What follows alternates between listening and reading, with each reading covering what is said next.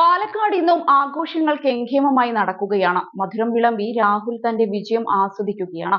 ഷാഫിയുടെ എല്ലാ പിന്തുണയും തിരഞ്ഞെടുപ്പ് യാത്രയിൽ രാഹുലിനൊപ്പം തന്നെ ഉണ്ടായിരുന്നു. ഏതെങ്കിലും ചില സംഘടനകൾക്ക് ക്രെഡിറ്റ് കൊടുക്കാൻ സാധിക്കുന്ന വിജയമല്ല പാലക്കാട് മണ്ഡലത്തിൽ UDF-ന് ഉണ്ടായതെന്നാണ് ഷാഫി പറമ്പിൽ MP ഈ അവസരത്തിൽ പറഞ്ഞത്. മണ്ഡലത്തിലെ മതേതര മനസ്സിന്റെ വിജയമാണ് ഇവിടെ ഉണ്ടായത്. ഉപതിരഞ്ഞെടുപ്പിൽ പാലക്കാട് മണ്ഡലത്തിലെ UDF സ്ഥാനാർത്ഥി രാഹുൽ മാങ്കൂട്ടത്തിലിന് SDPI ജമാഅത്ത് ഇസ്ലാമി വോട്ടുകൾ ലഭിച്ചെന്ന ആരോപണത്തോട് കഴിഞ്ഞ ദിവസം പ്രതികരിക്കുകയായിരുന്നു അദ്ദേഹം.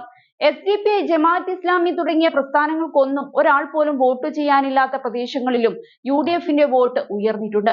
വോട്ട് ഷെയർ പരിശോധിച്ചാൽ ഇത് മനസ്സിലാകും. BJP-ക്ക് 500 മുതൽ 600 വരെ വോട്ടുകളുടെ ഭൂരിപക്ഷം ലഭിക്കുന്ന ബൂത്തുകളിൽ പോലും ഈ തിരഞ്ഞെടുപ്പിൽ കോൺഗ്രസിന് വോട്ട് വർദ്ധിപ്പിക്കാൻ കഴിഞ്ഞു. ഇവിടെയൊന്നും ഒരു സമുദായത്തിന്റെയും സാന്നിധ്യം കാണാൻ സാധിക്കില്ലെന്നും ഷാഫി പറഞ്ഞു. മാത്രമല്ല, BJP നേതാവായിരുന്ന സന്ദീപ് വാര്യർ കോൺഗ്രസിലെത്തിയതിനെ തിരഞ്ഞെടുപ്പിനും വിജയത്തിനും മാത്രം ഗുണകരമായ ഘടകമായല്ല കാണുന്നത്. വർഗീയതയുടെയും വിഭാഗീയതയുടെയും രാഷ്ട്രീയം ഉപേക്ഷിച്ച് ഒരാൾ വരുന്നത് കേരളത്തിലെ പൊതുസമൂഹത്തിന് മുഴുവൻ ഗുണകരമായ ഒന്നായാണ് കണക്കാക്കുന്നത്. CPM സ്ഥാനാർത്ഥിയായി മത്സരിച്ചിട്ടുള്ള ആളുകളിൽ ഒരാളായി മാത്രമേ സരിനെ കാണുന്നുള്ളൂ. അവരോടുള്ള മനോഭാവമായിരിക്കും സരിനോടും. വ്യക്തിപരമായ വിരോധവും പകയും കൊണ്ടു നടക്കേണ്ട ആവശ്യം ഞങ്ങൾക്കില്ലെന്നാണ് ഷാഫി പറഞ്ഞത്. പാലക്കാട്ടേത് വ്യക്തിപരമായ നേട്ടമായി കാണുന്നില്ല. അതിനു പിന്നിലും വലിയൊരു ടീം വർക്കുണ്ട്.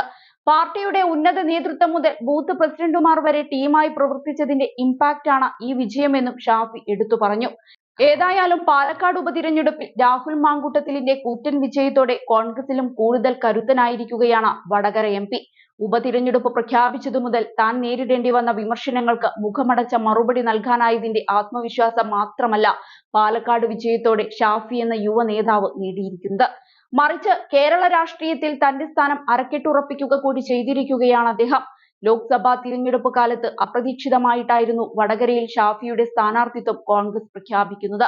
വടകര MP ആയിരുന്ന K മുരളീധരനെ തൃശൂർ പിടിക്കാനയച്ച് മണ്ഡലം കാക്കുകയെന്ന ദൗത്യമായിരുന്നു ഷാഫിക്ക് മുന്നിൽ നേതൃത്വം വെച്ചത്. പാലക്കാടൻ കോട്ട വിട്ടുപോകാൻ മടിച്ചു നിന്ന ഷാഫി വടകരയിലേക്ക് വണ്ടി കയറും മുൻപ് നേതൃത്വത്തിനു മുൻപിൽ ഒരു ഉപാധി വെച്ചു. തന്റെ പിൻഗാമിയായി യൂത്ത് കോൺഗ്രസ് അധ്യക്ഷൻ രാഹുൽ മാങ്കൂട്ടത്തിലിനെ മത്സരിപ്പിക്കണമെന്നായിരുന്നു അത്. നേതൃത്വം അന്ന് ആ ആവശ്യം അംഗീകരിച്ചു. ഷാഫി വടകരയിൽ വമ്പൻ വിജയം സ്വന്തമാക്കിയതിനു പിന്നാലെ പാലക്കാട് ഉപതിരഞ്ഞെടുപ്പ് പ്രഖ്യാപിക്കപ്പെട്ടു.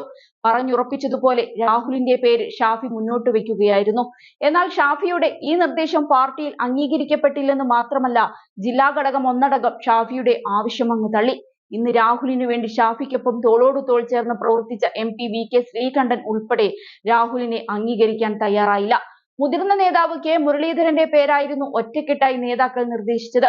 ഒരു വിഭാഗം നേതാക്കൾ പാലക്കാട്ടുകാരൻ കൂടിയായ യുവ നേതാവ് P സരിന്റെ പേര് നിർദ്ദേശിച്ചു.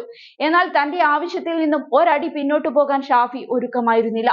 ഒടുവിൽ പാലക്കാട്ടുകാരനല്ലാത്ത രാഹുൽ മാങ്കൂട്ടത്തിലിനെ തന്നെ കോൺഗ്രസ് നേതൃത്വത്തിന് സ്ഥാനാർത്ഥിയാക്കേണ്ടി വന്നു. എന്നാൽ പ്രഖ്യാപനത്തിനു പിന്നാലെ കോൺഗ്രസിൽ ഉണ്ടായത് വലിയൊരു പൊട്ടിത്തെറിയായിരുന്നു. പക്ഷേ എല്ലാത്തിനും മറുപടി നൽകി രാഹുൽ വിജയിച്ചു വന്നത് പാലക്കാടിന്റെ മുഖം തന്നെ മാറ്റിയെന്ന് പറയാം.